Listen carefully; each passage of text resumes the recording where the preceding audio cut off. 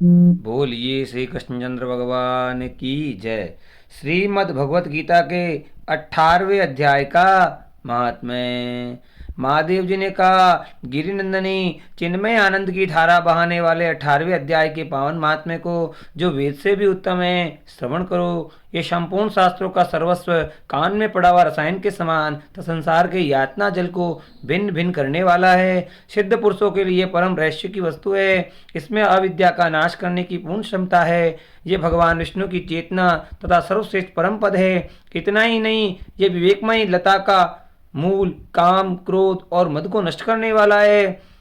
इंद्र आदि देवताओं के चित्त का विश्राम मंदिर तथा सनक सनंदन आदि महायोगियों का मनोरंजन करने वाला है। इसके पाठ मात्र से यमदूतों की गर्जना बंद हो जाती है। पार्वती, इससे बढ़कर कोई ऐसा रहस्यमय उपदेश नहीं है जो संतत मानवों के त्रिविध ताप को हरने वाला और बड़े बड़े पातकों का नाश करने वाला हो। 18वें अध्याय का लोकोत्तर माध्य है। इसके संबंध में जो पवित्र उपाख्यान है उसे भक्तिपूर्वक सुनो। इसके श्रवण मात्र से जीव समस्त पापों से मुक्त हो जाता है।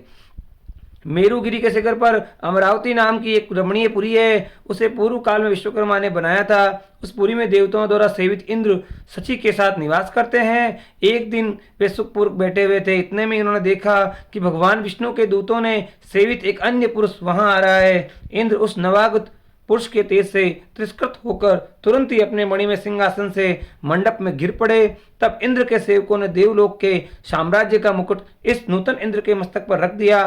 फिर तो दिव्य गीत गाती हुई देवांगनाओं के साथ देवता उनकी आरती उतारने लगे। ऋषियों ने वेद मंत्रों का उच्चारण करके उन्हें आशीर्वाद दिया। रंभा आदि अप्सराएं उनके आगे नृत्य करने लगी। गंधर्वों का ललित स्वर में मंगलमय गान होने लगा। इस प्रकार इस नवीन इंद्र को शो यज्ञों का अनुष्ठान किए बिना ही नाना प्रकार के उत्सवों के सेवित देखकर पुराने इंद्र को बड़ा विस्मय हुआ। वे सोचने लगे, इसने तो मार्ग में न कभी पौंसले बनवाई, न पोखरे खुदवाए, न ही पंछिकों को विश्राम करने वाले बड़े बड़े वृक्ष लगाए। अकाल पड़ने पर अन्न के द्वारा इसने प्राणियों का सत्कार भी नहीं किया। इसके द्वारा तीर्थों में, शस्त्र और गांवों में यज्ञ का अनुष्ठान भी नहीं हुआ। फिर इसने यहाँ भाग्य की दी हुई ये सारी वस्तुएं कैसे प्राप्त की? इस चिंता से व्याकुल होकर इंद्र भगवान विष्णु से पूछने लगे और पूछने के लिए विवेक पूर्वक क्षीर सागर के तट पर गए और वहां अकस्मात अपने साम्राज्य से भ्रष्ट होने का दुख निवेदन करते हुए बोले, हे लक्ष्मीकांत, हे विष्णु प्रिय, हे विष्णु भगवान, मैंने पूर्व काल में आपकी प्रसन्नता के लिए शो यज्ञों का अनुष्ठान किया था। उसी के पुण्य से मुझे इंद्र की प्राप्ति हुई थी। किंतु इस समय स्वर्ग में कोई दूसरा इंद्र अधिकार जमाए बैठा है।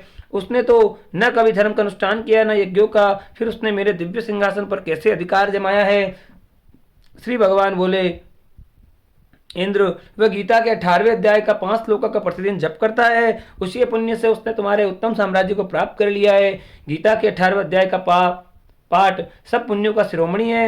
उसी का आश्रय लेकर तुम भी अपने पद पर स्थिर हो सकते हो। भगवान विष्णु के ये वचन सुनकर उस समय उपाय को जानकर इंद्र ब्राह्मण का वेश बनकर गोदावरी के तट पर आए। वहां उन्होंने कलिका ग्राम नामक उत्तम और पवित्र नगर देखा, जहाँ काल का भी मर्दन करने वाले भगवान कालेश्वर विराजमान हैं। वहीं गोदावरी तट पर एक परम धर्मात्मा ब्राह्मण बैठे थे, जो बड़े ही दयालु और वेदों के पारंगत विद्वान थे। वे अपने मन को वश में करके प्रतिदिन गीता के 18वें अध्याय का जप किया करते थे।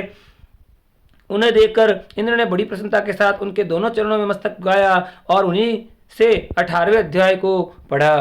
फिर उसी पुण्य से उन्होंने विष्णु का सायुज्य प्राप्त कर इंद्र आदि देवताओं का पद बहुत ही छोटा है ये जानकर वे परम हर्ष के साथ उत्तम वैकुंठ धाम को चले गए। अतः 18वां अध्याय मुनियों के लिए श्रेष्ठ परम तत्व है। पार्वती, 18वें अध्याय के इस दिव्य महात्म्य का वर्णन अब पूर्ण हुआ। इस प्रकार श्रवण मात्र से और इस 18वें अध्याय के श्रवण मात्र से ही मनुष्य सब पापों से छूट जाता है। इस प्रकार संपूर्ण गीता महापाप नाशक है और इसे श्रद्धा युक्त पढ़ने से, श्रवण करने से सब यज्ञों का फल प्राप्त होता है। बोलिए श्री विष्णु भगवान की जय।